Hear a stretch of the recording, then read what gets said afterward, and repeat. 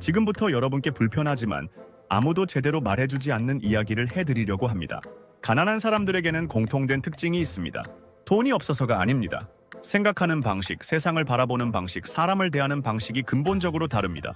그리고 그 방식이 바뀌지 않는 한 아무리 시간이 지나도 그 자리입니다. 오늘 이 이야기 끝까지 들어주십시오. 가난한 사람들을 오래 지켜보면 가장 먼저 눈에 들어오는 게 있습니다. 마음의 여유가 없다는 겁니다. 그런데 여기서 말하는 여유는 돈의 여유가 아닙니다.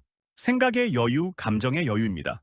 통장 잔고와 상관없이 항상 불안하고, 항상 초조하고, 항상 뭔가에 쫓기는 듯한 느낌으로 하루를 보냅니다.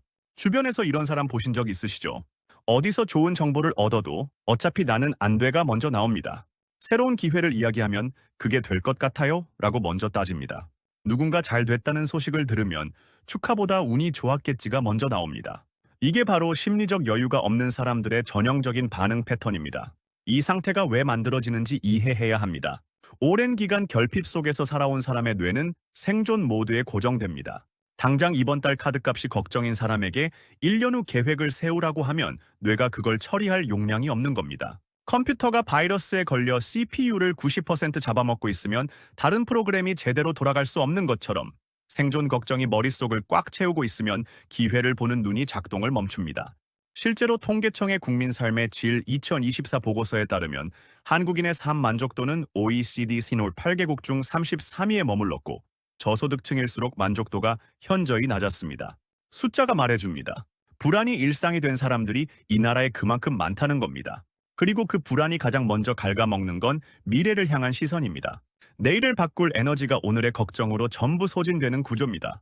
그런데 여기서 끝이 아닙니다. 더 무서운 건 이 여유 없음이 점점 습관이 된다는 겁니다. 처음에는 상황이 만든 불안이었는데 시간이 지나면 상황이 좋아져도 불안이 사라지지 않습니다. 돈이 조금 생겨도 언제 또 없어지겠지라는 생각이 먼저 듭니다. 좋은 일이 생겨도 이게 오래 가겠어 라며 기뻐하지를 못합니다. 불안이 성격이 되어버린 겁니다. 이 패턴이 얼마나 일상적인지 실제로 주변에서 나누는 대화를 떠올려 보시면 바로 보입니다. 모이면 걱정 얘기, 뉴스 보면 한숨, 미래 얘기를 꺼내면 요즘 세상에 그게 어디 쉽냐는 말이 돌아옵니다. 이 분위기 속에서 희망을 얘기하면 오히려 철없는 사람이 됩니다. 현실을 모르는 사람 취급을 받습니다. 그래서 아무도 희망을 얘기하지 않게 되고 희망을 얘기하지 않으니 아무것도 시도하지 않게 됩니다. 내일을 바꿀 에너지가 오늘의 걱정으로 전부 소진되는 겁니다. 이게 가난이 반복되는 첫 번째 이유입니다. 두 번째로 눈에 띄는 특징은 세상에 대한 깊은 비관입니다. 이걸 단순히 부정적인 성격이라고 치부하면 안 됩니다. 훨씬 더 복잡하고 뿌리 깊은 문제입니다. 가난한 환경에서 오래 살다 보면 세상이 공정하지 않다는 걸 너무 일찍, 너무 자주 경험합니다.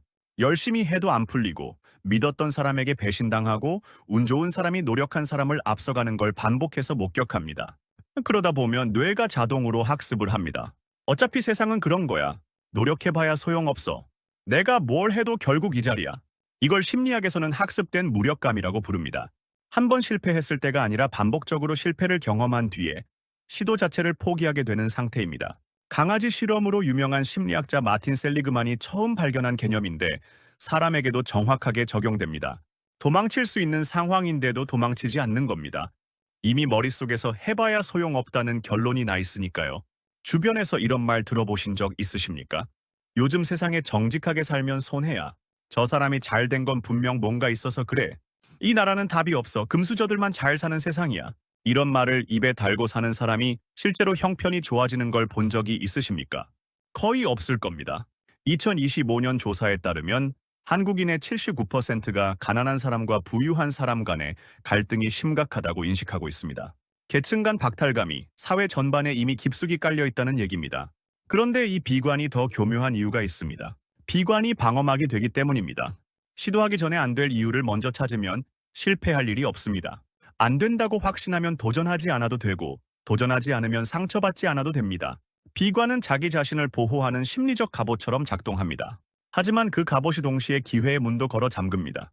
세상을 바꿀 수 없다고 믿는 사람은 바꾸려 하지 않고 바꾸려 하지 않으니 실제로 아무것도 바뀌지 않습니다. 그리고 아무것도 바뀌지 않으니 역시 안 되잖아 라는 확신이 더 단단해집니다. 비관이 비관을 증명하는 악순환이 완성되는 겁니다. 실제로 이런 대화 패턴이 있습니다. 누군가 나 요즘 이거 배워보려고 해 라고 하면 그게 돈이 돼? 그거 해서 먹고 사는 사람이 몇이나 돼?가 돌아옵니다. 주변에 이런 사람이 한 명이라도 있으면 의욕이 눈 녹듯 사라집니다. 그 말이 맞아서가 아닙니다. 비관은 전염되기 때문입니다. 불안하고 비관적인 사람과 오래 있으면 나도 모르게 그 시각이 스며듭니다. 그래서 어떤 환경에 있느냐가 이렇게 중요한 겁니다. 비관에서 빠져나오는 건 긍정적으로 생각하자고 다짐한다고 되는 게 아닙니다. 작은 것 하나를 직접 해보는 데서 시작됩니다. 내가 직접 뭔가를 시도해보고 아주 작은 성공이라도 경험하면 뇌가 다시 학습을 시작합니다. 해봤더니 되네. 이 한 번의 경험이 학습된 무력감의 회로를 조금씩 끊어냅니다. 비관은 경험으로만 깨집니다. 세 번째로 들여다봐야 할 특징은 메타인지의 부족입니다. 메타인지란 내가 지금 무엇을 알고 무엇을 모르는지, 내가 어떤 상태에 있는지를 객관적으로 바라보는 능력입니다. 쉽게 말하면 나 자신을 제3자의 눈으로 볼 수 있는 능력인데, 이게 부족한 사람들에게는 아주 뚜렷한 공통점이 하나 있습니다. 바로 남 탓입니다. 사업이 안 풀리면 경기 탓, 직장에서 밀리면 상사 탓, 투자에서 손해보면 나라 탓, 관계가 틀어지면 상대방 탓. 물론 외부 요인이 아예 없는 건 아닙니다. 살다 보면은 진짜로 억울한 일도 생기고 내 잘못이 아닌데 피해를 입는 경우도 분명히 있습니다. 하지만 어떤 상황에서든 어떤 결과 앞에서든 일관되게 문제의 원인을 외부에서만 찾는 패턴, 이게 바로 메타인지가 작동하지 않는다는 신호입니다. 이 패턴이 얼마나 자연스럽게 반복되는지 실제 상황으로 한번 생각해 보시겠습니까? 같은 회사에 다니는 두 사람이 있습니다. 한 명은 승진을 못하면 저 팀장이 날 싫어해서 그래, 아니면 줄을 잘못 썼거나 라고 결론을 냅니다. 다른 한 명은 내가 어필을 못한 건지 아니면 내 성과가 눈에 띄지 않았던 건지를 먼저 생각합니다. 10년 후 이 두 사람의 자리가 어떻게 달라져 있을지는 굳이 설명하지 않아도 알 수 있습니다. 남 탓이 습관이 된 사람에게는 성장이 불가능합니다. 성장은 내가 어디서 틀렸는지 직면하는 데서 시작되기 때문입니다. 그런데 이 메타인지 부족이 남 탓에서만 끝나지 않습니다. 더 깊이 들어가면 자기 자신에 대한 과대평가로 이어집니다. 나는 능력이 있는데 환경이 받쳐주지 않는 거야. 내가 운만 좀 따랐어도 저 사람보다 훨씬 잘 됐을 거야. 이런 생각이 위안이 되는 건 잠깐입니다. 문제는 이 생각이 자리를 잡는 순간 내가 바꿔야 할 것을 찾을 이유가 사라진다는 겁니다. 이미 나는 충분하고 문제는 밖에 있으니까요. 행동이 바뀌지 않으니 결과도 바뀌지 않고, 결과가 바뀌지 않으니 또 남 탓을 합니다. 이 고리가 한번 완성되면 10년이 지나도 20년이 지나도 같은 자리입니다. 실제로 오래 가난한 환경에 있던 사람들과 이야기를 나눠보면 이런 말이 자주 나옵니다. 이게 나는 진짜 열심히 살았어. 근데 세상이 날 알아주지 않더라고. 내 주변 사람들이 다 나를 이용했어. 한 번만 제대로 된 기회가 왔으면 나도 달라졌을 거야. 이 말들이 틀린 건 아닐 수 있습니다. 실제로 억울한 경험을 했을 수도 있습니다. 하지만 그 서사 안에 내가 바꿀 수 있는 것, 내가 다르게 행동할 수 있었던 지점이 단 한 군데도 없다는 게 문제입니다. 모든 이야기에서 나는 피해자이고 세상과 타인이 가해자입니다. 이 구도가 고정되어 있는 한 삶은 절대로 바뀌지 않습니다. 메타인지를 키우는 건 거창한 일이 아닙니다. 오늘 하루 불편한 일이 생겼을 때 저 사람이 왜 저랬지보다 1초라도 먼저 내가 뭔가 잘못 전달한 건 아닐까를 생각해 보는 것. 그 1초가 시작입니다. 자기 자신을 정확하게 볼 수 있는 사람만이 자기 자신을 바꿀 수 있고, 자기 자신을 바꿀 수 있는 사람만이 삶을 바꿀 수 있습니다. 네 번째로 짚어야 할 특징은 솔직히 말씀드리면 오늘 이야기 중에서 가장 불편한 부분입니다.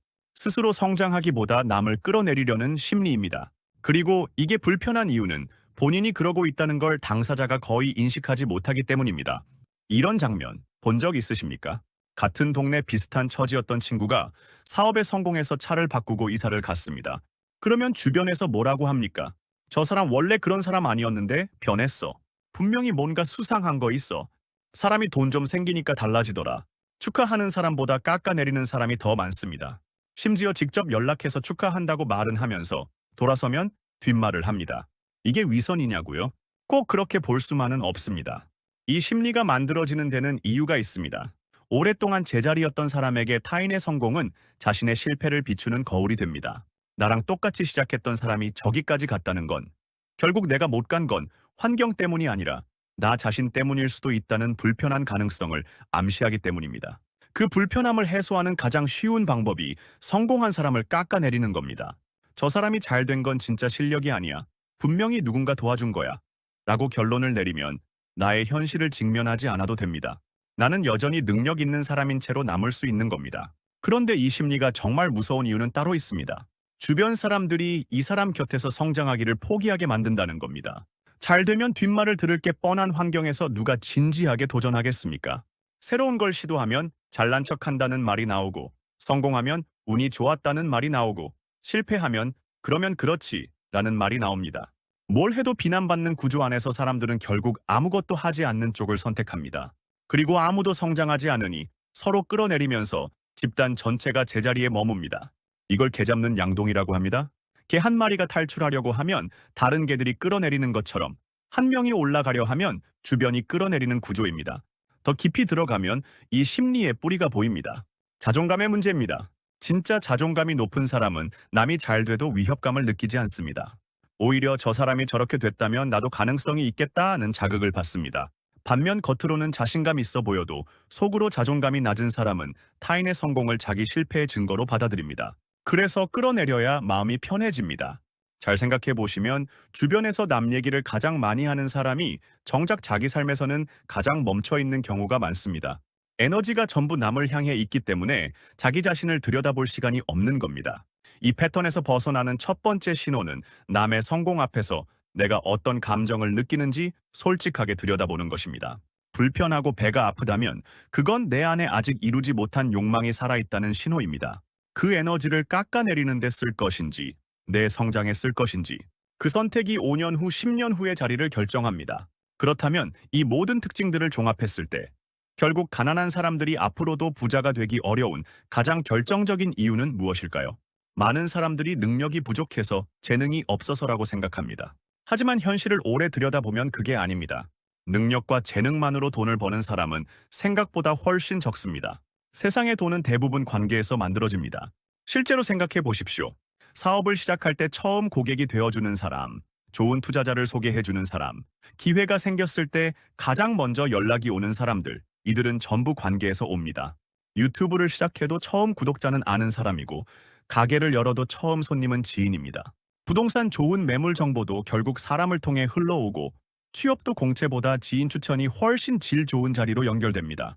세상이 돌아가는 방식을 가만히 들여다보면 기회는 실력 있는 사람한테 가는 게 아니라 신뢰받는 사람한테 갑니다. 그 신뢰는 관계에서 쌓입니다.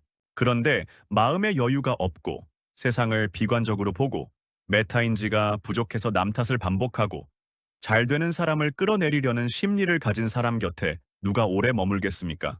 만나고 나면 기운이 빠지는 사람, 대화를 나누면 부정적인 이야기만 가득한 사람, 자기 얘기는 없고 남 얘기만 하는 사람, 이런 사람과 중요한 정보를 나누고 싶은 사람은 없습니다.